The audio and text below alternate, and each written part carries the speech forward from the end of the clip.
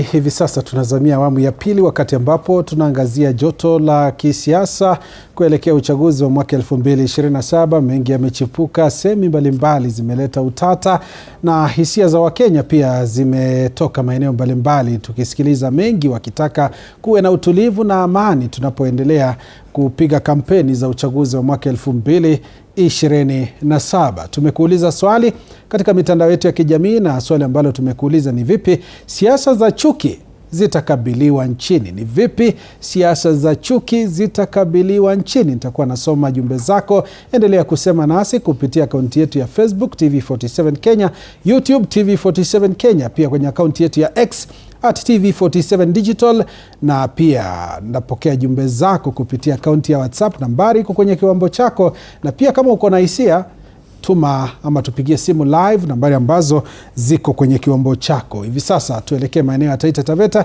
Mwandishi wetu Julius Mariki yuko tayari. Mariki, Wakenya wanasemaje kuhusu siasa hizi?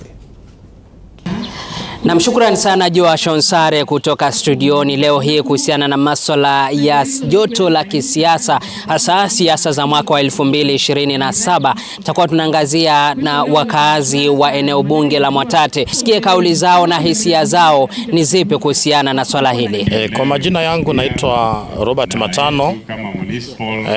Ningependa kusema kwamba hili joto la kisiasa la 2027 ni kwamba siasa hizi nazo vile navyoziona ni kwamba watu ndio wanajitokeza kuona kwamba wakiomba kura za 2027, na joto hili la kisiasa naona limetanda kweli.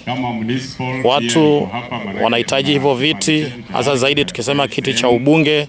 Tukiona watu wanatoka wengine safari, hawajaishi maeneo, lakini wanataka hivyo viti. Sielewi ni kwa sababu ya tamaa ama kwa ajili ya uongozi wa wananchi. Tukiongelea kuhusu sasa kuhusiana na swala za siasa za chuki, pengine unahisi kwamba zinapaswa kukabiliwa kwa njia zipi? Tukiangalia ni kwamba siasa za chuki zimeweza kuchanganya Wakenya, kwa sababu viongozi wengine wanapokuwa wanaamka, badala ya kuomba kura kwa amani na kuongea na wananchi kwa amani, ni kutoa maneno ambayo ya vitishio, na hii inatuelekeza kwamba haitakuwa vizuri. Ni hatari kwa mwananchi wa Kenya kuona kwamba viongozi wakitupiana maneno, kila mmoja akiwa na chuki na mwenzake, na haya haileti picha nzuri kwa ajili kwa Wakenya wote kwa ujumla. Na unahisi pengine uhuru wa kujieleza uko hatarini kutokana na tofauti za kisiasa humu nchini?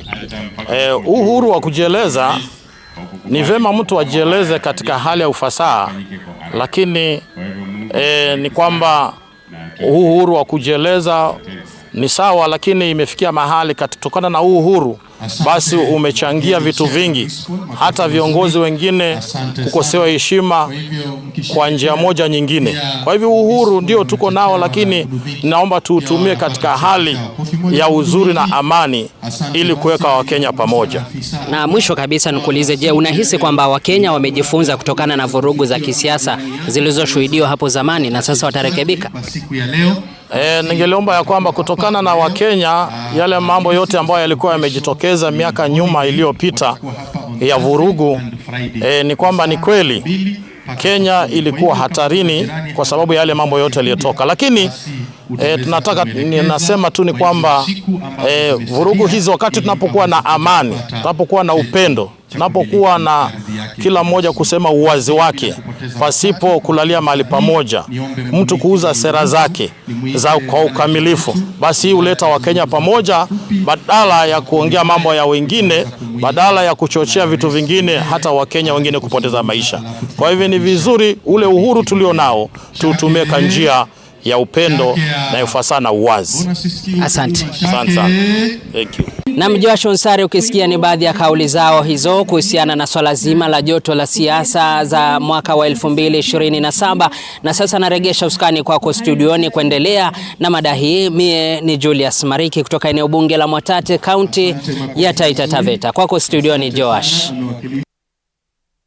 Na shukrani sana Julius Mariki kwa tathmini hiyo na kuzungumza na wakazi wa Taita Taveta kuhusu joto la kisiasa kuelekea uchaguzi wa mwaka 2027. Mwandishi wetu kutoka